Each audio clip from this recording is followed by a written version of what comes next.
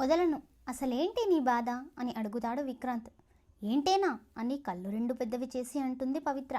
హా, అలానే పిలుస్తాను. ఒక్క 5 నిమిషాలు సైలెంట్గా ఉండు అని చెప్పి భారతి, మోహన్, రోహిత్ వైపు చూసి తన ఫోన్ తీసుకుని ఎవరికో కాల్ చేస్తాడు విక్రాంత్. 5 నిమిషాలలో ఇక్కడకు రా అని చెప్పి కాల్ కట్ చేసి వాళ్ళ దగ్గరకు వెళ్ళి, ఇప్పుడు మీకు ఎలా ఉంది మావయ్య, దెబ్బలు ఏమన్నా తగిలాయా అని అడుగుతాడు విక్రాంత్. అప్పటికే భార్య ద్వారా విక్రాంత్ గురించి తెలుసుకున్న మోహన్, లేదు బాబు, నేను బాగానే ఉన్నాను. తన తండ్రిని మావయ్య అని పిలిచిన విక్రాంత్ వైపు తినేసేలా చూస్తుంటుంది పవిత్ర. షాక్ల మీద షాక్లు తగులుతుంటే ముందే దెబ్బ తగిలి నొప్పిగా ఉన్న తల ఇంకా నొప్పి పుడుతుంటే నెమ్మదిగా స్పృహ కోల్పోతుంది ప్రీతి. అది గమనించి పవిత్రను వదిలి ప్రీతిని సరిగ్గా సీట్లో కూర్చోబెట్టి సీట్ బెల్ట్ పెట్టి డోర్ వేస్తాడు విక్రాంత్. అంత జరుగుతున్న పవిత్ర కుటుంబానికి సాయం చేయాలి అని కొంచెం కూడా ప్రయత్నం చేయని వాళ్ళు విక్రాంత్ పవిత్రను ఎత్తుకోవడం, పట్టుకొని ఫైట్ చేయడం చూసి పవిత్ర మీద అప్పటికప్పుడు రకరకాల కథలు అల్లి ఎవరికి నచ్చినట్లుగా వాళ్ళు మాట్లాడడం మొదలు పెడతారు. ఆ మాటలు లీలగా తన చెవున చేరుతుంటే అందరి వైపు సీరియస్ లుక్ ఒకటి ఇస్తాడు విక్రాంత్. అంతకుముందే విక్రాంత్ ఫైటింగ్ చూసిన వాళ్ళు అతని కోపానికి జడిచి ఎవరి ఇళ్లలోకి వాళ్ళు వెళ్ళి తలుపు వేసుకుంటారు. కరెక్ట్గా 5 నిమిషాలకి కార్తో పవిత్ర ఇంటి ముందు ప్రత్యక్షమవుతాడు ఉదయ్. ఉదయ్ కార్లో నుంచి తన దగ్గరకు వచ్చాక కార్ కీస్ చేతికి ఇచ్చి, నా కార్ తీసుకుని వెళ్ళి ప్రీతికి ట్రీట్మెంట్ ఇప్పించి ఇంటికి తీసుకునిరా అని చెబుతాడు విక్రాంత్. ప్రీతికి ఏమైందన్నయ్యా అని కంగారుగా అడుగుతాడు ఉదయ్. అదంతా తర్వాత చెబుతాను. ప్రీతి కార్లో ఉంది, ముందు తనని హాస్పిటల్కి తీసుకుని వెళ్ళు. అలాగే మన వాళ్ళకి కాల్ చేసి ఇక్కడకు వచ్చి అంతా క్లీన్ చెయ్యమని చెప్పు అని మోహన్ గారి వైపు చూసి, మనం ఇంటికి వెళ్దాం పదండి అని చెబుతాడు విక్రాంత్. మేము ఎక్కడికి రాము, మీరు ఇప్పటికే చాలా చేశారు, దానికి థ్యాంక్స్. ఇంకా మా కోసం రిస్క్ తీసుకోకుండా వెళ్ళిపోండి అని చెబుతుంది పవిత్ర. ఏయ్, నువ్వు నోరుముయ్ అని ఒక్క అరుపు అరుస్తాడు విక్రాంత్. ఆ అరుపుకి భయపడినా భయపడకుండా నార్మల్గా ఉండడానికి ట్రై చేస్తుంది. అంకుల్, ఇప్పుడు మీరు ఇక్కడ ఉండడం సేఫ్ కాదు, ముఖ్యంగా పవిత్రకి. చూశారుగా, ఇప్పుడు మిమ్మల్ని అడ్డు పెట్టుకుని తనని తీసుకుని వెళ్ళాలి అని చూశాడు. ఇంతలా రిస్క్ తీసుకోవడం అవసరమా చెప్పండి? పెద్దవారు, మీరైనా అర్థం చేసుకుని రండి అని చెబుతాడు విక్రాంత్. విక్రాంత్ మాటలు విని ఆలోచనలో పడతాడు మోహన్. అమ్మో, ఇతను మాటలతో మాయ చేస్తున్నాడు. ఇప్పుడు నాన్న ఇతని మాటలకు కన్విన్స్ అయ్యి ఆ ఇంటికి వెళ్తే ఖచ్చితంగా ఏదోటి చేసి నన్ను పెళ్లికి ఒప్పిస్తాడు. అలా జరగనివ్వను అని, నాన్న, మనం ఎవరింటికి వెళ్ళొద్దు, ఇక నుంచి జాగ్రత్తగా ఉందాము అని అంటుంది పవిత్ర. నిన్ను నోరు ముయ్యమన్నాను కదా అని సీరియస్గా చూస్తూ చెబుతాడు విక్రాంత్. దొంగ ముఖమోడు, కళ్ళతోనే కంట్రోల్ చేస్తున్నాడు అని తిట్టుకుంటుంది. నోరు మూసుకొని నించుంటుంది పవిత్ర. సరే బాబు, మేము మీతో వస్తాము అని చెబుతారు మోహన్. థ్యాంక్స్ మావయ్య, రండి వచ్చి కారులో కూర్చోండి అని చెబుతాడు విక్రాంత్. సరే అని మోహన్, రోహిత్ కారులో కూర్చుంటే, బాబు, నేను ప్రీతితో పాటు వెళ్తాను అని అడుగుతుంది భారతి. సరే అత్తయ్య, అలాగే వెళ్ళండి అని చెప్పి ఉదయ్ అత్తయ్యని ప్రీతిని జాగ్రత్తగా తీసుకునిరా అని చెబుతాడు విక్రాంత్. సరే అన్నయ్య అని చెప్పి భారతి కూర్చున్నాక కార్ స్టార్ట్ చేసి అక్కడి నుంచి వెళ్ళిపోతాడు ఉదయ్. నువ్వేంటి ఇంకా ఇక్కడే ఉన్నావు, వచ్చి కారు ఎక్కు అని చెబుతాడు విక్రాంత్. నేనెక్కను అని అంటుంది పవిత్ర. లాస్ట్ టైం ఫైనల్గా అడుగుతున్నా, వచ్చి కూర్చుంటావా,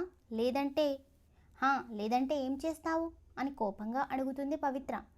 ఎత్తి డిక్కీలో పడేస్తాను, కానీ నిన్ను వదిలి మాత్రం వెళ్ళను అని చెబుతాడు విక్రాంత్. విక్రాంత్ మాట పట్టించుకోకుండా తల పక్కకి తిప్పేస్తుంది పవిత్ర. పవిత్రను ఎత్తుకోవడానికి దగ్గరకు వస్తాడు విక్రాంత్. వెంటనే విక్రాంత్కి దూరంగా జరుగుతూ, వద్దు వద్దు, నేనే వస్తాను అని వెంటనే వెళ్ళి కారిడోర్ ఓపెన్ చేసి లోపల కూర్చుంటుంది పవిత్ర. నువ్వు ఎలా చెబితే వింటావో నాకు తెలీదా? లేకపోతే అమ్మ, బుజ్జి, బంగారం అని బతిమలాడుతుంటే నా మాట వినడం లేదు. ఇప్పుడు మన వేలో హ్యాండిల్ చేస్తేనే కరెక్ట్ అని కారులో కూర్చొని స్టార్ట్ చేసి ఇంటికి పోనిస్తాడు విక్రాంత్. విక్రాంత్ వైపు చూడకుండా ముఖం పక్కకి తిప్పుకుని విండోలో నుంచి బయటకు చూస్తుంది పవిత్ర. అది చూసి చిన్నగా నవ్వుకుంటాడు విక్రాంత్. అరగంటలో ఒక పెద్ద విల్లా ముందు కారాపుతాడు విక్రాంత్. ఆ విల్లాని చూసి రోహిత్ ఆశ్చర్యపోతాడు. రోహిత్ అంత కాకపోయినా మోహన్ కూడా ఒకంత ఆశ్చర్యపోతారు. పవిత్ర ఒకసారి విక్రాంత్ తల్లి గాయత్రి గారితో కలిసి రావడంతో నార్మల్గానే కారు దిగుతుంది. లోపలికి పదండి అని చెబుతాడు విక్రాంత్. విక్రాంత్తో కలిసి మొదటిసారి ఆ ఇంటిలో కుడికాలు పెట్టి లోపలికి అడుగు పెడుతుంది పవిత్ర. వీళ్ళతో పాటు మోహన్, రోహిత్ కూడా లోపలికి వెళ్తారు. వీళ్లకు ఎదురొచ్చి పలకరిస్తారు ప్రతాప్. మావయ్య, మీరు అత్తయ్య ఆ గదిలో ఉండండి అని చెబుతాడు విక్రాంత్. సరే అని తల ఊపుతారు మోహన్. రండి బావగారు, నేను మీకు గది చూపిస్తాను అని మోహన్ని తీసుకుని వెళ్తారు ప్రతాప్. ఇదిగో బామ్మర్ది, నువ్వు ఆ గదిలో ఉండు అని ఎదురుగా ఉన్న గది చూపిస్తాడు విక్రాంత్. సరే బావా అని అంటాడు రోహిత్. అబ్బా, బావా అనే పిలుపు వింటుంటే ఎంత బాగుంది అని బయటిని పిలిచి రోహిత్కి ఏం కావాలో అన్నీ దగ్గరుండి చూసుకోమని చెబుతాడు విక్రాంత్. సరే సార్ అని రోహిత్ని తీసుకుని అక్కడి నుంచి వెళ్ళిపోతారు. విక్రాంత్ వైపు చూసి నా రూమ్ ఎక్కడా అని అడుగుతుంది పవిత్ర. నేను చూపిస్తాను పదా అని అంటాడు విక్రాంత్. ఏం అవసరం లేదు, రూమ్ ఏటో చెబితే చాలు అని అంటుంది పవిత్ర. పైన లెఫ్ట్ సైడ్ లాస్ట్ రూమ్ అని చెబుతాడు విక్రాంత్. వెంటనే మెట్లు ఎక్కి పైకి వెళ్తుంది పవిత్ర. పవిత్ర వెళ్ళిన 2 నిమిషాల తర్వాత అదే గదికి వెళ్తాడు విక్రాంత్. వేగంగా గదిలోకి వచ్చిన పవిత్రకి ఆ గదిలో ఒకవైపు గోడకి అన్నీ విక్రాంత్ ఫ్యామిలీ ఫొటోస్ ఉంటే, మరోవైపు తన 19 ఏళ్ల వయసు అప్పటి నుంచి ప్రతి ఫోటో నవ్వుతున్నప్పుడు, వర్క్ చేస్తున్నప్పుడు, బీచ్లో ఆడుతున్నప్పుడు అన్ని ఫొటోస్ ఉంటాయి. వాటిని చూసి ఆ గది ఎవరిదో అర్థం అవ్వడానికి పవిత్రకి ఎక్కువ సమయం పట్టదు. వెంటనే ఆ గదిలో నుంచి బయటకు వెళ్ళబోతుంది పవిత్ర. అప్పుడే గదిలోకి వస్తాడు విక్రాంత్. ఇది నీ గది కదా, మరి నన్ను ఇక్కడ ఎందుకు ఉండమని చెప్పావు అని అడుగుతుంది పవిత్ర. పెళ్ళయ్యాక ఎలాగో ఇద్దరం ఈ గదిలోనే ఉంటాం కదా, అందుకే ఈ గదిలో ఉండమని చెప్పాను అని చెబుతాడు విక్రాంత్. కలలు కనడం మానే విక్రాంత్, నాతో నీ పెళ్లి జరిగితే ఖచ్చితంగా అదొక పీడకలలా మిగిలిపోతుంది. ముందు ఆ మాటలాపుతావా? ప్రతిసారి ఎందుకు నెగిటివ్గా ఆలోచిస్తున్నావు అని అడుగుతాడు విక్రాంత్. నెగిటివ్గా ఆలోచించడం కాదు విక్రాంత్, వాస్తవం చెబుతున్నాను. నా గురించి నిజం తెలిసిన నాడు అందరూ నన్ను ఎంత అసహ్యంగా చూస్తారో నాకు తెలుసు. నాతో పాటు నిన్ను కూడా అలా చూడటం నాకు ఇష్టం లేదు అని చెబుతుంది పవిత్ర. ఒక అడుగులో పవిత్రని చేరుకుని ఆమె ముఖాన్ని దోసిళ్లలో పట్టుకుని, పవి, జీవితాంతం కలిసుండబోయేది నువ్వు నేను.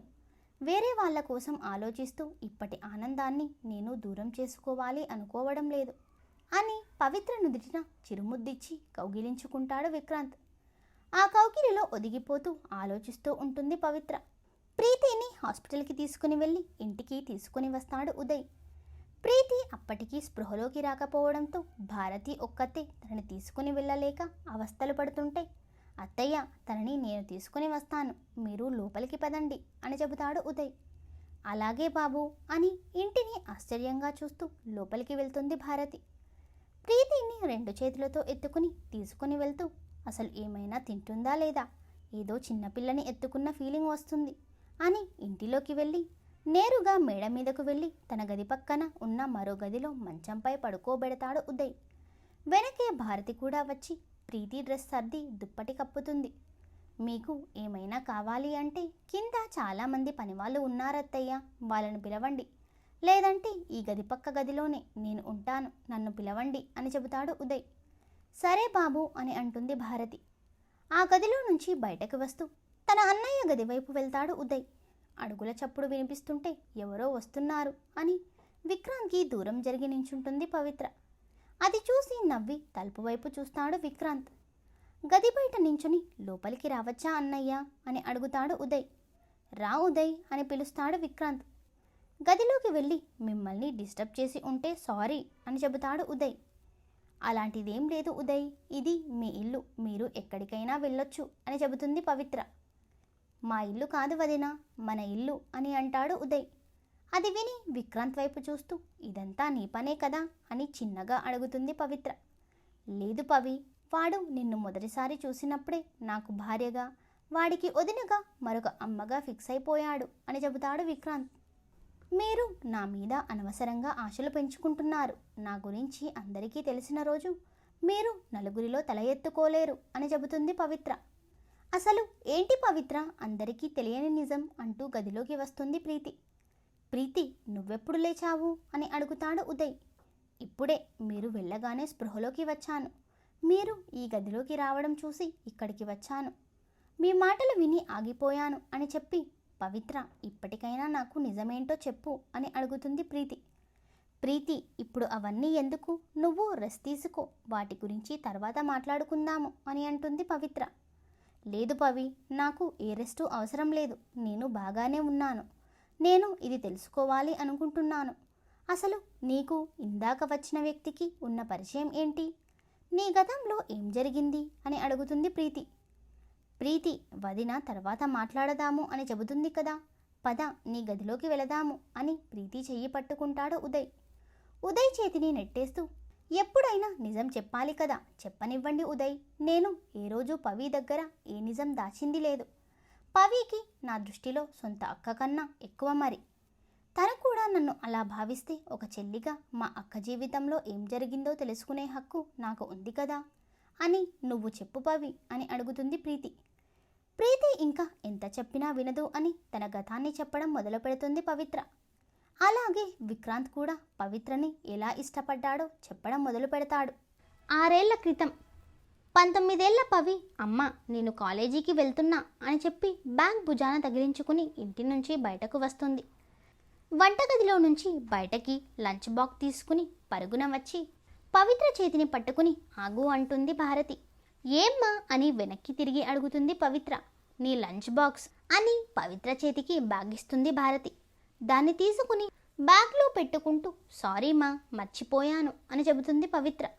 సరేలే, రేపటి నుంచి బాక్స్ టేబుల్ మీద పెడతాను, మర్చిపోకుండా బ్యాగ్లో పెట్టుకో అని కూతురి నుదుటిన ముద్దు పెట్టి బాయ్ అంటుంది భారతి. ఆ ముద్దుకు అందంగా నవ్వుతూ బాయ్ అమ్మా అని తన కోసం సిద్ధంగా ఉన్న తండ్రి స్కూటీ మీద వెనక కూర్చుని లేట్ అయినందుకు సారీ నాన్న అని చెబుతుంది పవిత్ర. మరేం పర్వాలేదులే, ఈ రోజుకు షార్ట్కట్లో వెళ్ళిపోదాము అని అంటారు మోహన్. సరే నాన్న అని అంటుంది పవిత్ర. భర్త కూతురు వీధి దాటి వెళ్లే వరకు ఉండి తర్వాత ఇంటిలోకి వెళ్ళిపోతుంది భారతి. పవిత్రను కాలేజీ ముందు దించి కూతురి తల నిమిరి బాయ్ తల్లి, జాగ్రత్త అని చెబుతారు మోహన్. బాయ్ నాన్న అని చెప్పి ఉత్సాహంగా కాలేజీలోకి అడుగు పెడుతుంది పవిత్ర. కాలేజీ వరండాలోకి అడుగుపెట్టిన పవిత్రను పవి అంటూ పిలుస్తారు ఒక ఆవిడ. ఆ పిలుపు వినగానే అందమైన నవ్వు పెదవిన నిలిపి మేడం అంటూ ఆ గొంతు వినిపించిన వైపు తిరిగి చూస్తుంది పవిత్ర. తన ఎదురుగా ఉన్న గాయత్రిని చూసి మేడం అంటూ వెళ్ళి ఆవిడని కౌగిలించుకుంటుంది పవిత్ర. ఎలా ఉన్నావు పవి అని అడుగుతుంది గాయత్రి. బాగున్నాను మేడం, మీరు ఆస్ట్రేలియా నుంచి ఎప్పుడు వచ్చారు అని అడుగుతుంది పవిత్ర. జస్ట్ నిన్న రాత్రే అని చెబుతుంది గాయత్రి.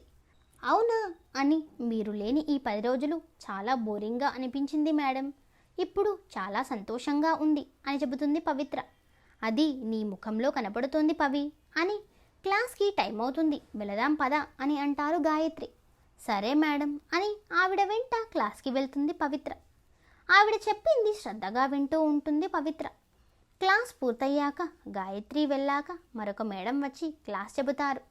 లంచ్ టైం అవుతుంటే తన బాక్స్ తీసుకుని ఎప్పటిలా చెట్ల దగ్గర బెంచ్పై కూర్చుంటుంది పవిత్ర. అప్పుడే గాయత్రి కూడా తన బాక్స్ తీసుకుని పవిత్ర దగ్గరకు వస్తోంది. మేడం, మీరు ఈరోజు కూడా ఇక్కడే తింటారా అని అడుగుతుంది పవిత్ర. నాకు ఇక్కడే తినడం అలవాటైపోయింది కదమ్మా అని పవిత్ర పక్కన కూర్చుని ఏంటి సంగతులు, ఈ 10 రోజులు ఎలా గడిచింది అని అడుగుతుంది గాయత్రి. మీరు వెళ్ళిన తర్వాత రోజు ప్రీతి బర్త్డే కోసం తనని తమ్ముడిని హాస్టల్లో నుంచి నాన్న ఇంటికి తీసుకుని వచ్చారు.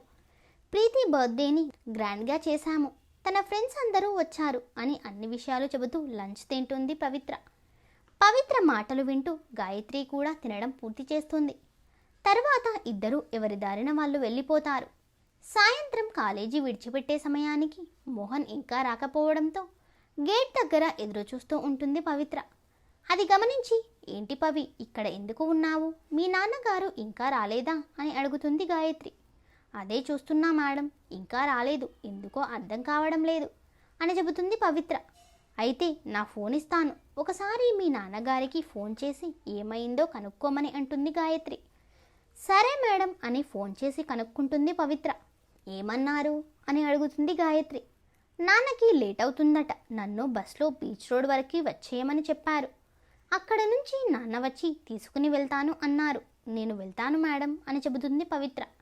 ఒక్కదానివే ఎలా వెళ్తావు, నేను నీకు తోడుగా వస్తాను అని అంటుంది గాయత్రి. మీరు నాతో వస్తారా? మీకెందుకు శ్రమ, నేను వెళ్తాను మేడం అని చెబుతుంది పవిత్ర. నేను కూడా అటుగానే వెళ్తాను, ఇద్దరం ఈరోజు కలిసే వెళదాము అని అంటుంది గాయత్రి. సరే అని అంటుంది పవిత్ర. నువ్వు బస్టాప్ దగ్గరకు వెళుతుండు, నేను నీ వెనకే వస్తాను అని చెప్పి తన కోసం వెయిట్ చేస్తున్న కార్ దగ్గరకు వెళ్ళి, డ్రైవర్ నేను నా ఫ్రెండ్తో వస్తాను, నువ్వు ఇంటికి వెళ్ళిపో అని చెప్పి వెంటనే పవిత్ర వైపు వెళ్ళిపోతుంది గాయత్రి. బస్ రావడంతో గాయత్రి పవిత్ర ఎక్కి సీట్లు ఖాళీ లేక నిల్చుంటారు. పవిత్ర టికెట్ తీసుకుంటుంటే ఫోన్ రావడం బ్యాగ్లో నుంచి తీసి లిఫ్ట్ చేసి చెవి దగ్గర పెట్టుకుంటుంది గాయత్రి. మా నువ్వు ఎక్కడ ఉన్నావు అని అడుగుతాడు విక్రాంత్. బస్లో ఉన్నాను అని చెబుతుంది గాయత్రి. బస్లో ఉండడం ఏంటి, నీ కారేమైంది అని అడుగుతాడు విక్రాంత్. ఆ సంగతి వదిలే, నువ్వు ఎక్కడ ఉన్నావు అని అడుగుతుంది గాయత్రి. నేను ఫ్రెండ్ని కలవడానికి బీచ్ రోడ్ వైపు వచ్చాను అని చెబుతాడు విక్రాంత్. నువ్వు అక్కడే ఉండు, నేను కూడా వస్తున్నాను అని చెప్పి ఫోన్ కట్ చేస్తుంది గాయత్రి. పవిత్ర గాయత్రి బీచ్ దగ్గర బస్ దిగుతారు. మోహన్ రావడం ఇంకా కొంచెం ఆలస్యం అవుతుంది అని చెప్పడంతో, మేడం అలా బీచ్లోకి వెళ్దామా అని అడుగుతుంది పవిత్ర. సరే పద అని పవిత్రతో కలిసి బీచ్లోకి వెళ్తుంది గాయత్రి. గాయత్రి ఒడ్డున నించుంటే పవిత్ర నీళ్ళ దగ్గరకు వెళ్తూ వస్తున్న అలలు తన కాలిని తాకనివ్వకుండా మళ్ళీ వెనక్కి పరిగెడుతూ ఆడుతూ ఉంటుంది. పవిత్ర ఆడుతుంటే తన సంతోషం చూసి ఆనందపడుతుంది గాయత్రి. మళ్ళీ తల్లికి ఫోన్ చేస్తాడు విక్రాంత్. లిఫ్ట్ చేసి ఎక్కడ ఉన్నది చెప్పి కాల్ కట్ చేస్తుంది గాయత్రి. ఆడుతూ జారి కింద పడిన పవిత్ర దగ్గరికి వెంటనే వెళ్ళి తనని పైకి లేపి జాగ్రత్త అని అంటుంది గాయత్రి. సారీ మేడం అని చెప్పి తడిచిన తన బట్టలకు అంటిన ఇసుకను దులుపుకుంటుంది పవిత్ర. అప్పుడే అక్కడికి వచ్చిన విక్రాంత్ అమ్మా అని గాయత్రిని పిలుస్తూ దగ్గరకు వెళ్ళి పవిత్రను చూస్తాడు. కింద పడినప్పుడు ముఖం మీదకు తుల్లిన నీళ్లు చుక్కలుగా బుగ్గల మీద నుంచి జారుతుంటే, పెదాల మీద ఆ చిరునవ్వు మరింత అందాన్ని పెంచుతుంటే, చుట్టూ ఉన్న లోకాన్ని మైమరచి పవిత్రనే చూస్తూ ఉంటాడు విక్రాంత్. పవిత్ర మళ్ళీ అలల వైపు వెళ్ళిపోతే కొడుకుని చూసి రేయ్ ఏం చేస్తున్నావు అని అడుగుతుంది గాయత్రి. తనెవరమ్మా అని అడుగుతాడు విక్రాంత్. తను నా స్టూడెంట్, పేరు పవిత్ర అని చెబుతుంది గాయత్రి. పవిత్ర అని తనలో తానే అనుకుంటూ అసలు నువ్వు ఇక్కడికి ఎందుకు వచ్చావమ్మా అని అడుగుతాడు విక్రాంత్. పవి వాళ్ళ నాన్న ఇక్కడికి వస్తారు అని మొత్తం చెబుతుంది గాయత్రి. మరి మన కారులో రావచ్చు కదా అని అంటాడు విక్రాంత్. ష్, ఇంటికి వెళ్ళే వరకు ఏం మాట్లాడకు అని చెప్పి పవిత్ర దగ్గరకు వెళ్ళిపోతుంది గాయత్రి. తల్లి ఎందుకు అలా అంటుందో అర్థం కాక దూరం నుంచి వాళ్ళను చూస్తూ నుంచుంటాడు విక్రాంత్. నీళ్ళల్లో చిన్నపిల్లలా కేరింతలు కొడుతూ ఆడుతున్న పవిత్ర రూపాన్ని తన కళ్ళతో పాటు గుండెల్లో కూడా అపురూపంగా దాచుకుంటాడు విక్రాంత్. కొంతసేపటికి మోహన్ రావడం, పవిత్ర ఆయన స్కూటీ మీద వెళ్ళిపోతే కొడుకు దగ్గరకు వస్తుంది గాయత్రి. ఇంకా పవిత్ర వెళ్ళిన వైపు చూస్తున్న కొడుకు తల మీద చిన్నగా కొట్టి, చూసింది చాలు, తను ఎప్పుడో వెళ్ళిపోయింది అని అంటుంది గాయత్రి. నేనేం తన కోసం చూడడం లేదమ్మా అని తల పక్కకు తిప్పుకుంటూ చెబుతాడు విక్రాంత్. తర్వాత ఏం జరిగిందో నెక్స్ట్ పార్ట్లో చూద్దాం. Thank you for watching.